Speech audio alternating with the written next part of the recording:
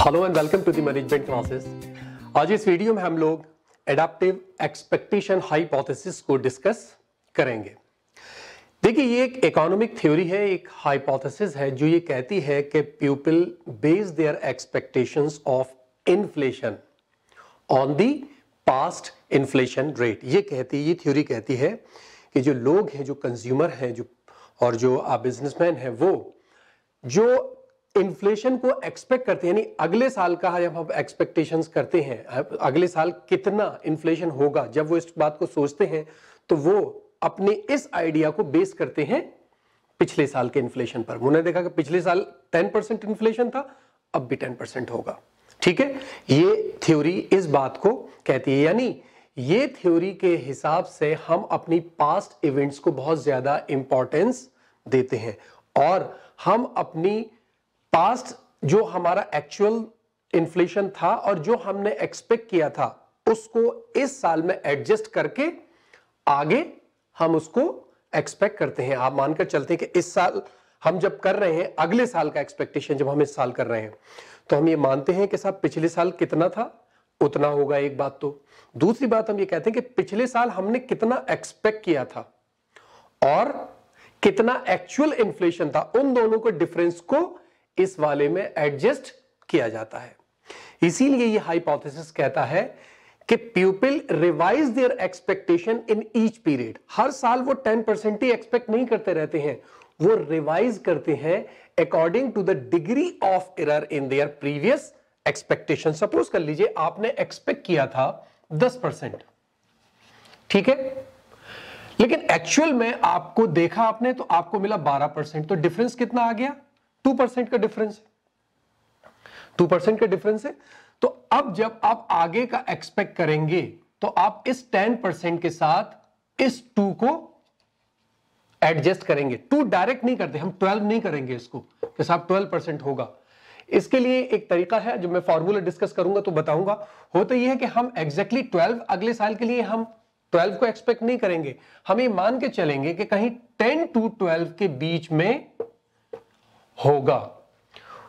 उसके लिए हम एक पैरामीटर ले लेते हैं जो हमारी एक्सपेक्टेशन को रिवाइज करता है, उससे हम इसको मल्टीप्लाई करते हैं, जिसको हम लोग लैम्डा यहां यूज करते हैं, लैम्डा यूज करते हैं।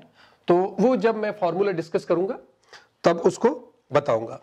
तो सिस्टम यही है कि वो मानकर चलते हैं कि ट्रेंड पिछले साल से क्या चल रहा है, पिछले 4 साल से, यानी पिछले पास्ट ईयर्स का अगर वो ट्रेंड देख रहे हैं कि साहब ट्रेंड जो है वो नीचे जा रहा है ग्राफ का, ठीक है, तो वो मानकर चलेंगे कि अगले साल भी कब। सिंपल है, आप देखिए अगर आपने ग्राफ बनाया है और आप एक ट्रेंड देख रहे हैं कि ग्राफ यूं जा रहा है तो आप मानकर चलेंगे इस डेट तक, तो इस डेट में आप मान के चलेंगे कि ऐसा ही चलेगा। उस साल में हल्का से यूं हो गया मान लीजिए ये, तो आप अगले साल मानेंगे कि वो सीधा चलेगा। मान लीजिए वो यहां नीचे तक आया, नेक्स्ट ईयर जब आप ये करेंगे तो आप उसको डाउन करेंगे। तो बेसिकली आप पिछले साल का देखते हैं और अगले साल का उससे आइडिया लेते हैं। यही सिस्टम है, यही ये एडाप्टिव एक्सपेक्टेशन थ्योरी कहती है और इसीलिए इसको हम एडाप्टिव एक्सपेक्टेशन कहते हैं, क्योंकि हम पिछले साल के एक्सपेक्टेशन को अडॉप्ट करते हैं और उससे आगे के एक्सपेक्टेशंस को करते हैं। ठीक है, आगे बढ़ते हैं। ये थ्योरी बेसिकली सबसे पहले 1911 के अंदर इरविंग फिशर ने यूज की थी। उन्होंने एक किताब लिखी थी जिसका नाम था दी परचेजिंग पावर पैरिटी।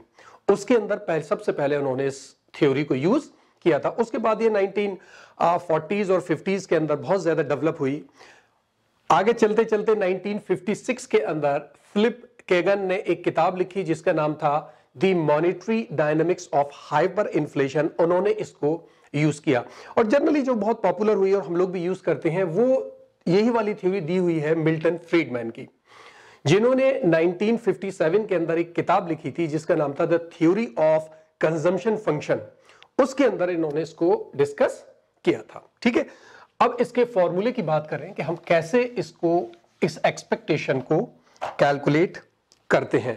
फॉर्मूला इसका बहुत सिंपल है कि जो हम इस वक्त प्राइस को एक्सपेक्ट कर रहे हैं, expected E price of current period, वो बेसिकली हमारा एक्सपेक्टेड प्राइस होगा T-1।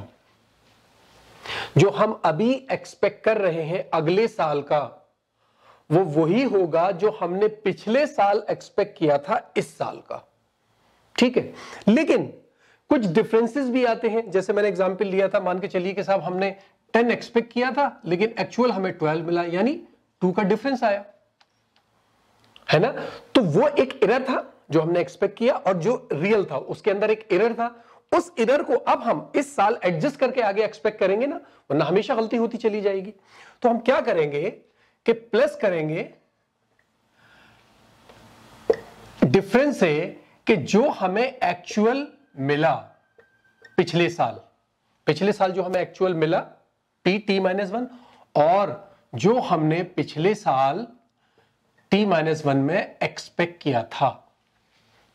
ठीक है, अब इसका मतलब यह है कि जैसे मैंने बताया है, ये 2 हो गया। पिछले साल हमने 10 किया था, एक्चुअल हमें 12 मिला, तो जो हमने एक्सपेक्ट किया था वो 10 है, जो डिफरेंस निकल के आया वो 2 है। इसका मतलब अगले साल हमें 12 एक्सपेक्ट करना चाहिए। ऐसा नहीं होता। क्यों? क्योंकि जो हमारी बेसिकली एक्सपेक्टेशन होगी वो एग्जैक्टली 12 नहीं होगी, वो होगी 10 to 12, कहीं भी 10 से 12 के बीच में कहीं भी एक्सपेक्टेशन हो सकती है। इसके लिए हम इस डिफरेंस को मल्टीप्लाई करते हैं एक पैरामीटर से जो कि हमारी एक्सपेक्टेशन को रिवाइज करता है, और उसको हम कहते हैं लैम्डा। ठीक है, इस वैल्यू को हम लैम्डा से मल्टीप्लाई कर देते हैं, तो ये हमारा फॉर्मूला बन जाता है। अब ये फॉर्मूला हमारा बन गया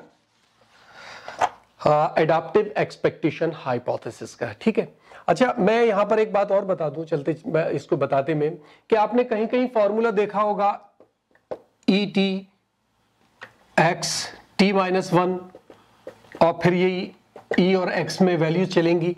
उसमें कंफ्यूज मत होइएगा, कुछ जगह ये फॉर्मूला आपको मिलेंगे, उसमें कंफ्यूज होने की जरूरत नहीं है। उन्होंने सिर्फ उसको लिखने के अंदाज को चेंज कर दिया है। बात वही है, ये भी एक्सपेक्टेड प्राइस है, ये भी एक्सपेक्टेड प्राइस है। ठीक है, उसमें कंफ्यूज होने की जरूरत नहीं है कि ये फॉर्मूला कौन सा है, ये फॉर्मूला कौन सा है। मान लीजिए ये एक्सपेक्टेशन और ये कमोडिटी लिख दिए, कमोडिटी एक्स। हम मान के चलते कोई भी कमोडिटी, हम प्राइस की बात कर रहे हैं। ठीक है, तो इसमें कंफ्यूज ना होइएगा कि ये एक्स वाला फॉर्मूला कौन सा है और पी वाला फॉर्मूला कौन सा है। तो ये हमारे करंट प्राइस लेवल हो गया, ये हमारा एक्सपेक्टेड प्राइस लेवल हो गया पिछले साल का, ये हमारा पिछले साल का एक्चुअल और पिछले साल का एक्सपेक्टेड। और लैम्डा जैसे मैंने बताया, ये बेसिकली एक पैरामीटर है जो कि हमारी एक्सपेक्टेशन को रिवाइज करता है। ये हमारा एक फिक्स प्रोपोर्शन है, बेसिकली आप इसको फिक्स प्रोपोर्शन कह सकते हैं, और इसको हम पार्शियल एडजस्टमेंट फैक्टर भी कहते हैं। इसको हम पार्शियल एडजस्टमेंट फैक्टर भी कहते हैं। इसकी जो वैल्यू है वो 0 से 1 के बीच में रहती है, यानी लैम्डा जो है हमारा वो हमेशा, लैम्डा जो है हमारा वो हमेशा 0 से छोटा रहेगा और 0 से बड़ा रहेगा, 0 से बड़ा रहेगा और 1 से छोटा रहेगा। 0 से बड़ा होगा और 1 से छोटा होगा। ठीक है, तो मैं ये टर्मिनोलॉजी बार बार अलग नहीं लिख रहा हूं, मैंने ऐसी बता दी आपको। अच्छा, एक बात और आप यहां मानकर चलिएगा कि जो हमारी एक्सपेक्टेशन है लास्ट ईयर की, वो एक्सपेक्टेशन उससे पिछले साल की पर बेस करती है।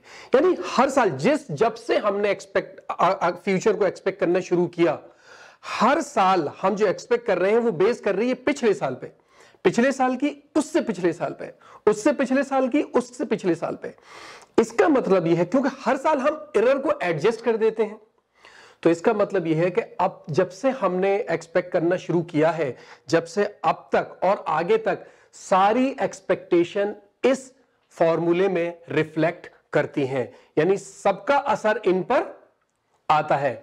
अब अगर हमारी करंट एक्सपेक्टेशन कुछ भी है, यानी हम अब करंट एक्सपेक्टेशन को अगर बढ़ा रहे हैं या घटा रहे हैं, रेज कर रहे हैं या लोअर कर रहे हैं, वो हम किस चीज से एडजस्ट कर रहे हैं? According to the gap between actual and expected inflation previous year, उसी हिसाब से हम आगे का करेंगे। ठीक है, अब चलिए एक एग्जांपल लें कि हम इसको कैसे सॉल्व करेंगे। हम मानकर चलते हैं कि 2015 के अंदर हमने लिया कि जो हमारा एक्सपेक्टेड था और एक एक्चुअल था।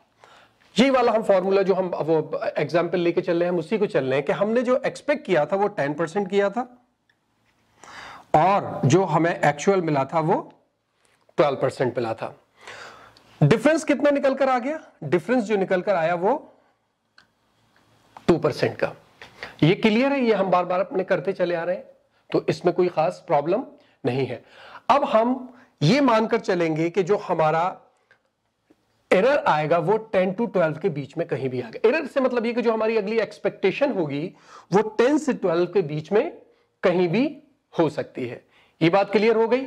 तीसरी चीज, जब हम अगली टाइम एक्सपेक्ट करेंगे तो हम उसमें एक ऐड करेंगे फिक्स फैक्टर प्रोपोर्शन को, जिसको हम लैम्डा कहते हैं। अगर हम इसको नहीं करेंगे तो यानी हम एग्जैक्ट मानकर चल रहे हैं कि साहब पिछली साल डिफरेंस आया था 2 का, तो अब हम 2 ऐड कर दें पिछली एक्सपेक्टेशन में और 12 कर लें आगे। ऐसा नहीं होता है। वो एक्सपेक्टेशन तो आगे पीछे बढ़ सकती है ना, जो हमने एक्सपेक्ट किया था उससे जितनी बड़ी है उसके बीच में कहीं भी अगले साल फिर हो सकती है।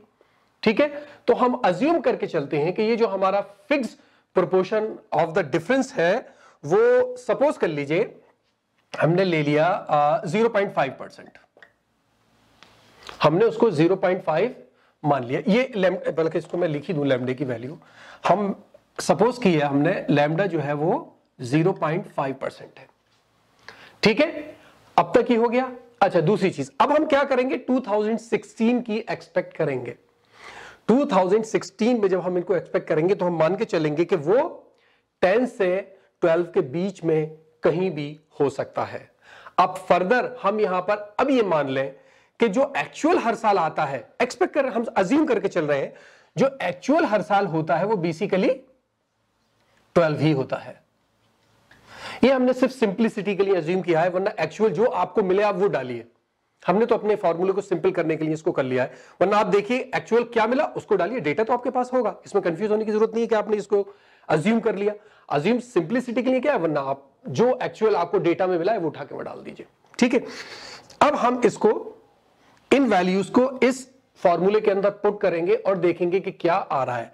पहली बात तो ये कि अब जब हम एक्सपेक्ट कर रहे हैं तो ये डेटा हमारा 2015 का है, हम किस डेटा को करेंगे अब? 2016। ठीक है, 2016 का हम एक्सपेक्टेशन कर रहे हैं। अब 2015 के अंदर हमारा एक्सपेक्टेशन कितना था? t-1 हमारा कितना था? 10%। ठीक है, इसको हम प्लस कर देंगे। हमने लैम्डा की वैल्यू को क्या अज्यूम किया है? 0.5। ठीक है, हमारी वैल्यूज क्या है? हमारी एक्चुअल हमें मिला क्या? 12। एक्सपेक्टेड क्या था? 10। ठीक है, अब इसको हम अगर ऐसे ही चलें तो ये 10% है, ये हमारा 0.5, ये 1 आ गया। और आप इसको ले लीजिए कि ये 10। मैं सारे स्टेप लिख रहा हूं, हालांकि मैं डायरेक्ट वैल्यू लिख सकता हूं, लेकिन मैं सारे स्टेप लिख रहा हूं कि जो बहुत ज्यादा इन फॉर्मूलेस को हैंडल करने में बहुत ज्यादा एक्सपर्ट नहीं है तो वो समझ सकें कहां कहां चेंज आ रहा है, इसलिए मैं इसको हर स्टेप लिख रहा हूं। अब ये कितना हो जाएगा आपका? सॉरी, यहां पर 2 आएगा। 2 को जब हम हाफ से मल्टीप्लाई करेंगे तो कितना आ जाएगा? 1, यानी 11% आ गया। अब जो अगले साल का हम एक्सपेक्ट करेंगे वो 11% होगा। आ रही बात समझ में? सीधी सी ये फॉर्मूला है, इसको याद कर लीजिए। उसमें जो भी आपको डेटा दिया जाए वो उस डेटा को इसके अंदर एंटर कर दीजिए, सॉल्व कर लीजिए, नेक्स्ट ईयर की एक्सपेक्टेशन आपको मिल जाएगी। अब आपको 17 का करना है। मैं एक एग्जांपल ले लूं कि यानी अब आपको एक्सपेक्टेशन 2017 की है। ठीक है, तो फॉर्मूला तो यही है, आप प्राइस को एक्सपेक्ट करेंगे 2016 से।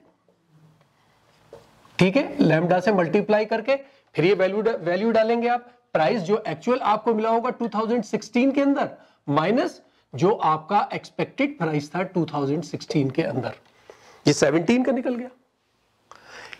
18 का निकालेंगे जब आप, तो ये यहां पर ये 17 आ जाएंगे। इसी तरीके से आप जिस ईयर का चाहें ये एक्सपेक्टेशन निकाल सकते हैं। इसीलिए इसको कहते हैं एडाप्टिव एक्सपेक्टेशन हाइपोथेसिस, क्योंकि हम पिछले से इस साल बेस अगले साल का, इस तरीके से हम अपने एक्सपेक्टेशन को एडॉप्ट करते चले जाते हैं। ठीक है, तो हल्की सी कॉम्प्लिकेटेड है वीडियो, बहुत मुश्किल नहीं है। इसको एक दो बार देखिए, फिर किताब से पढ़िए तो बहुत आसानी से समझ में आ जाएगी। ठीक है, तो कोई प्रॉब्लम हो तो मुझे कमेंट बॉक्स में बताइएगा।